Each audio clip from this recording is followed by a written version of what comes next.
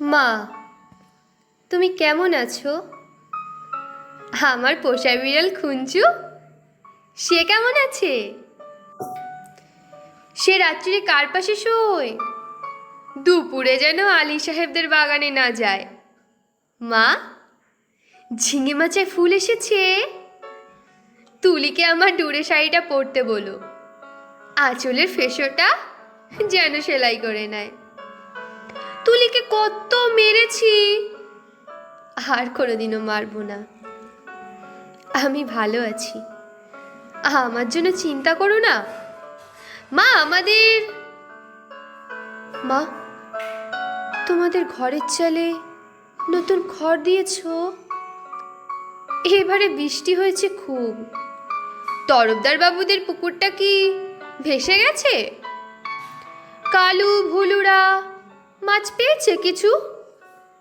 একবার মেঘের ডাক শুনে কই মাছ উঠে এসেছিল ডাঙায়। আমি আম গাছ তলায় দুটো কই মাছ ধরেছিলাম, তোমার মনে আছে মা? মনে আছে আলী সাহেবের বাগানের সেই নারকল? চুরি করে আনিনি, মাটিতে পড়েছিল, কেউ দেখেনি। নারকল বড়ার সে স্বাদ এখনো মুখে লেগে আছে। আলী সাহেবের ভাই মিজান আমাকে খুব আদর করত। বাবা একদিন দেখতে পেয়ে চেলাকার দিয়ে পিটিয়েছিল আমাকে। আমার কি দোষ? কেউ আদর করলে আমি না বলতে পারি? আমার পিঠে এখনো সে দাগ আছে। আলী সাহেবদের বাগানে আর কোনোদিনও যাইনি। আমি আর কোনো বাগানেই যাই না মা। সেই দাগটার উপর হাত বুলিয়ে বাবার কথা খুব মনে পড়ে।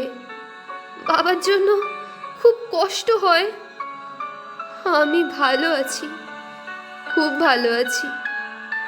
বাবা যেন আমার জন্য একটুও না ভাবে।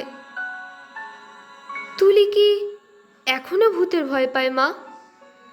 তুলি আর আমি পুকুর ধারে কলা বউ দেখেছিলাম, সেই থেকে তুলির পিঠের ব্যারাম শুরু হলো। দাদা সেই কলা গাছটা কেটেই ফেললো।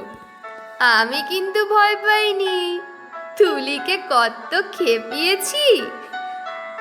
আমার আবার মাঝরাতে সেই কলা বউ দেখতে ইচ্ছা করে। হ্যাঁ, ভালো কথা, দাদা কোনো কাজ পেয়েছে। নকুলবাবু যে বলেছিল বহরমপুরে নিয়ে যাবে, দাদাকে বলো আমি ওর উপর রাগ করিনি। রাগ পুষে রাখলে মানুষের বড় কষ্ট। আমার শরীরে আর রাগ নেই, আমি আর এক ফোঁটাও কাঁদি না মা। আমি রোজ দোকানের খাবার খাই, হোটেল থেকে দুবেলা খাবার এনে দেয়, মাংস মুখে দিই। আর তুলি আর কালো ভুলোর কথা মনে পড়ে। তোমাদের গ্রামে পটল পাওয়া যায় না। আমি আলু পটলের তরকারি খাই, পটল ভাজা খাই। হোটেলে কিন্তু কখনো শাক রান্না হয় না।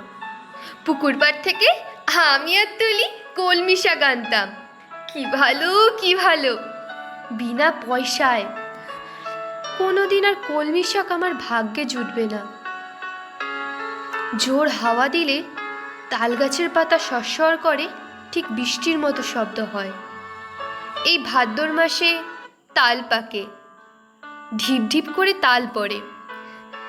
বাড়ির তাল গাছ দুটো আছে তো। কালু তালের বড়া বড় ভালোবাসে, একদিন বানিয়ে দিও। তেলের দাম খুব জানি, তবু একদিন দিও।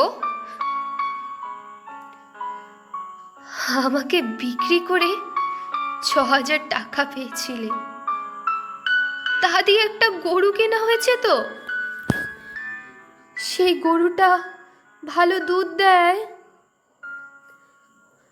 আমার মতো মেয়ের চেয়ে গরু অনেক ভালো। গরুর দুধ বিক্রি করে সংসারে সুসার হয়, গরুর বাছুর হয়, আর তাতেও কত আনন্দ। বাড়িতে কন্যা সন্তান থাকলে কত জ্বালা। দুবেলা ভাত দাও রে, শাড়ি দাও রে, বিয়ের জোগাড় করো রে, হাবলু মিঝান শ্রীধরদের হাত থেকে মেয়েকে বাঁচাও রে। আমি কি বুঝি না? বুঝি বুঝি, সব বুঝি। কেন আমায় বিক্রি করে দিলে আমি তাও বুঝি। সেজন্যই তো আমার কোনো রাগ নেই, অভিমান নেই। আমি তো ভালো আছি, খেয়ে পড়ে আছি। তোমরা ওই টাকায় বাড়িঘর সারিয়ে নিও ঠিকঠাক। কালু ভুলুকে স্কুলে পাঠিও, তুলিকে ব্রজেন ডাক্তারের ওষুধ খাইও। তুমি একটা শাড়ি কিনো, বাবার জন্য একটা ধুতি, দাদার একটা ঘড়ির শখ। তা কি ওই টাকায় কুলোবে? আমি কিছু টাকা জমিয়েছি, সোনার দুল গড়িয়েছি। একদিন কি হলো জানো মা? আকাশে খুব মেঘ জমেছিল। দিনের বেলায় ঘুটঘুটে অন্ধকার, মনের মধ্যে হঠাৎ কেমন করে উঠল। দুপুরবেলায় চুপি চুপি বেরিয়ে ট্রেনে চেপে বসলাম। স্টেশনে নেমে দেখি মাত্র একটা রিক্সা। খুব ইচ্ছে হলো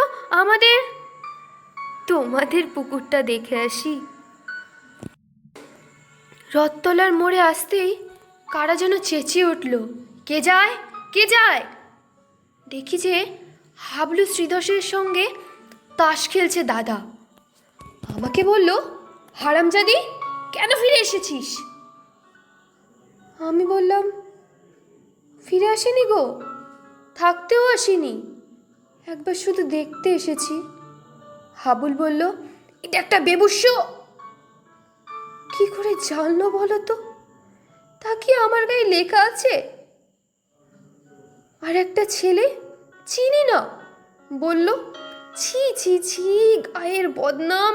হাবলু রিক্সাওয়ালাকে চোখ রাঙিয়ে বলল, ফিরে যা। আমি বললাম, দাদা দাদা, আমি মায়ের জন্য কটা টাকা এনেছি আর তুলির জন্য। দাদা টেনে এক চড় কষালো আমার গায়ে।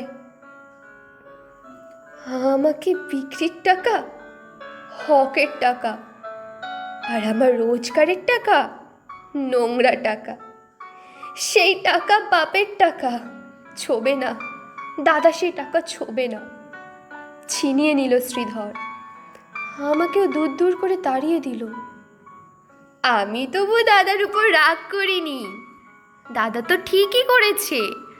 আমি তো আর দাদার বোন নই, তোমার মেয়ে নই, তুলির দিদিও নই। আমার টাকা নিলে তোমাদের সংসারের অকল্যাণ হবে। না না না, আমি চাই না। আমি চাই তোমরা সবাই ভালো থাকো, গরুটা ভালো থাকুক, পুকুরে মাছ হোক, খেতে ধান হোক, ঝিঙমাচায় ফুল ফুটুক। আর কোনোদিনও ওই গ্রাম অপবিত্র করতে যাব না। আমি খাট বিছানায় শুই, নীল রঙের মশারি, দোরগোড়ায় পাপোশ আছে, দেওয়ালে মা দুর্গার ছবি, আলমারি ভর্তি কাচের গ্লাস, বন বন করে পাখা ঘোরে, সাবান মেখে রোজ চান করি। এখানকার কুকুরগুলো সারা রাত ঘেউ ঘেউ করে। তাহলেই বুঝছো আমি কেমন আরামে আছি। আমি আর তোমার মেয়ে নই, তবু তুমি আমার মা। তোমারও আরও ছেলে মেয়ে আছে, আমি আর মা পাবো কোথায়? সেজন্যই তোমাকে চিঠি লিখছি মা। তোমার কাছে একটা অনুরোধ আছে, তুমি তুলিকে একটু যত্ন করো। ও বেচারি বড় দুর্বল, যতই অভাব হোক তবু তুলিকে তোমার পায়ে পড়ি মা। তুমি বাবাকে একবার বুঝিয়ে বলো, তুলিকে যেন আমার মতন আরামের জীবনে না পাঠায়। যেমন করে হোক তুলির একটা বিয়ে দিও, ওর একটা নিজস্ব সংসার, একজন নিজের মানুষ। আর যদি কোনো রকমে ওর বিয়ে দিতে না পারো, ওকে বলো গলায় দড়ি দিয়ে মরতে, মরলেও ও বেঁচে যাবে মা, মরলেও ও বেঁচে যাবে।